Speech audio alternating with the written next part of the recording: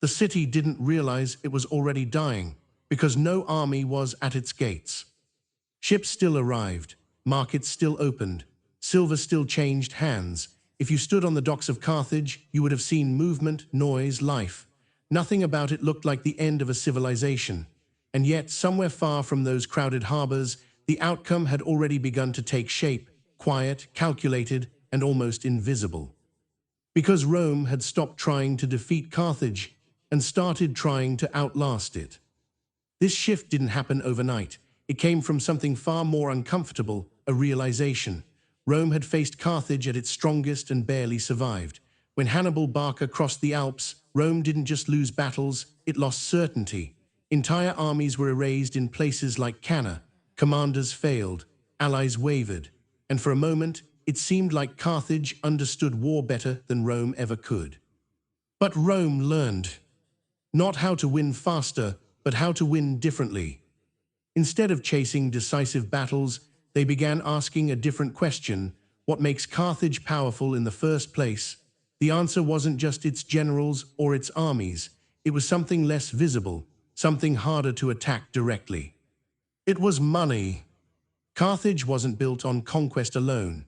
It was built on movement of goods, of ships, of wealth. Trade routes stretched across the Mediterranean like veins, feeding the city with silver from Iberia, grain from Africa, and influence from every port they touched. Power for Carthage didn't come from holding land. It came from controlling flow. And flow can be interrupted. Rome didn't announce this strategy. There was no declaration, no single campaign that revealed it. Instead, small things began to change, subtle at first, almost unnoticeable. A city that once traded freely with Carthage suddenly aligned with Rome. Another port began favoring Roman merchants. Agreements shifted, routes adjusted, not dramatically, just enough to create friction. And friction accumulates. Carthaginian merchants adapted quickly. They had done it for generations. New routes were mapped, new deals negotiated. On the surface, nothing was collapsing, but every adjustment came at a cost: longer journeys, higher risks, thinner margins. And that cost didn't stay in the background. It moved inward. Inside Carthage, decisions became harder. Profits weren't what they used to be. Trade still existed, but it wasn't as predictable. And when predictability disappears, confidence follows, investors hesitate, merchants become cautious. The system slows down, not because it fails, but because it no longer trusts itself. Was this coincidence, or was someone shaping the conditions? Because while Carthage adjusted, Rome expanded. Not recklessly, not with obvious aggression, but with precision. They strengthened ties with regions that mattered most to Carthaginian wealth. Iberia, rich in silver; North Africa, critical for grain; strategic ports across the Western Mediterranean. Each alliance wasn't just political, it was economic positioning. Rome wasn't just gaining territory. It was gaining leverage. And leverage doesn't need to be used immediately to be dangerous. At some point, Carthage must have noticed the pattern. Or did they? Perhaps they saw individual threats, Numidian raids, shifting alliances, unstable trade routes, but not the system behind them, because the system didn't look like war. It looked like diplomacy. It looked like adaptation. It looked manageable. And that illusion may have been the most effective part of the strategy. Because Rome didn't need Carthage to collapse quickly. In fact, a slow decline was far more useful. It created pressure without triggering panic. It forced decisions without revealing the trap. And eventually, those decisions began to narrow. One of the most critical moments didn't happen in a battlefield, but in a negotiation that wasn't really a negotiation at all. After the Second Punic War, Carthage was bound by strict terms. They couldn't wage war without Rome's permission. Their military capacity was limited, their autonomy conditional. At first, it seemed like survival. But over time, it became something else. Dependence. And dependence creates vulnerability. Because when a city can't defend its own interests without approval, its options are no longer its own. Meanwhile, Massinissa began to expand, slowly, steadily, and always at Carthage's expense. Border territories were taken, resources shifted, and Carthage, bound by treaty, couldn't respond militarily. So they protested to Rome, again and again. And Rome listened, or at least appeared to. But nothing changed. Why? Because every delay, every unresolved dispute pushed Carthage further into a corner. Their land shrank, their resources tightened, their frustration grew, and frustration, when it builds long enough, becomes something dangerous. It becomes action. Eventually, Carthage made a decision it wasn't supposed to make.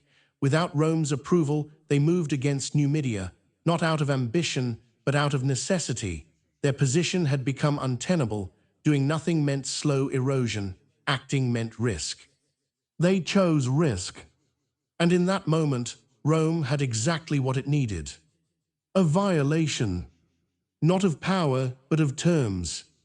It wasn't a surprise. It wasn't sudden. It was the final piece of a sequence that had been unfolding for years. Because now, Rome could respond not as an aggressor, but as an enforcer. And that changes everything. When Rome declared war, it didn't feel like the beginning of a conflict. It felt like the conclusion of one. The economic pressure, the isolation, the manipulation of alliances, it had all led to this point. Carthage wasn't facing Rome at full strength. It was facing Rome weakened. And the difference was irreversible. When Roman forces arrived in Africa, they didn't rush. They didn't need to. The city was already strained. Resources were limited. Options were few. The war that followed, the Third Punic War, was brutal, but it wasn't uncertain. Because the real uncertainty had been removed long before the first siege began. Inside Carthage, resistance was fierce. The population fought with desperation. Weapons were forged from whatever materials remained. Even as supplies dwindled, they refused to surrender easily. Street by street, they resisted. But resistance isn't the same as strategy. And by that point, strategy was no longer in their control. The siege tightened, food became scarce, escape routes disappeared. The city that once thrived on movement was now trapped in stillness, and stillness, for a system built on flow, is suffocation. Months passed, then years. And with each passing moment, the outcome became less about possibility and more about inevitability. When the final breach came, it wasn't just the walls that fell. It was everything that had sustained the city for centuries. The fires that followed didn't just consume buildings, they erased a network, a system, a way of thinking about power. Carthage was destroyed, not in a single decisive battle, but through a sequence of calculated constraints. And that raises a question that's harder to answer than it seems. When did Carthage actually lose? Was it when Rome declared war, when the siege began, or was it years earlier, when the first trade route shifted, when the first alliance changed, when the first decision was made under pressure? Because if the outcome was decided long before the destruction, then the destruction itself was just confirmation. And that idea, winning before the fight even begins, is not unique to Rome. In fact, it echoes something older. A different civilization in a different part of the Mediterranean had already discovered that controlling wealth could shape destiny just as effectively as controlling armies. But their method wasn't built on pressure. It was built on something far more hidden and far more forbidden.